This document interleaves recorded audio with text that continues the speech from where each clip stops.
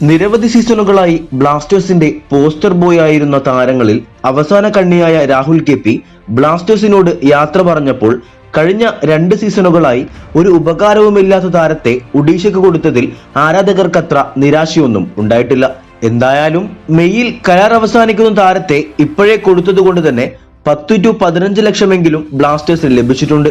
കൂടാതെ താരം ബ്ലാസ്റ്റേഴ്സ് വിട്ടെങ്കിൽ പോലും ഇപ്പോഴും ബ്ലാസ്റ്റേഴ്സ് മാനേജ്മെന്റിന്റെ വേട്ടയാടൽ തീർന്നിട്ടില്ല.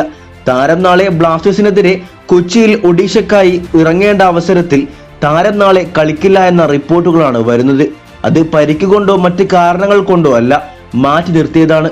അതായത് ബ്ലാസ്റ്റേഴ്സ് ഒഡീഷ താരത്തെ കൈമാറുന്ന കരാറിൽ ബ്ലാസ്റ്റേഴ്സിനെതിരെ നാളത്തെ മത്സരത്തിൽ താരം കളിക്കരുതെന്ന ഒരു കാര്യവും മുന്നോട്ട് വെച്ചിട്ടുണ്ട്. സോ രാഹുലിനെ നാളെ കളത്തിൽ കാണില്ല. ഇതെന്തിനാണ് മാനേജ്മെന്റ് ഇങ്ങനെയൊരു കാര്യം ചെയ്തതെന്ന് മനസ്സിലായിട്ടില്ല. നമ്മൾ ഒഴിവാക്കിയ താരങ്ങൾ നമുക്കെതിരെ ഗോളടിക്കുന്ന പതിവുള്ളത് കൊണ്ട് തന്നെ ഒരു മത്സരമെങ്കിലും മാറ്റി നിർത്തിയതാകും. കൊച്ചിയിലാണല്ലോ മത്സരം, അതായിരിക്കും. വീഡിയോ അവസാനിക്കുന്നു. കൂടുതൽ കേരള ബ്ലാസ്റ്റേഴ്സ് ISL വാർത്തകളുമായി അടുത്ത വീഡിയോയിൽ കാണാം.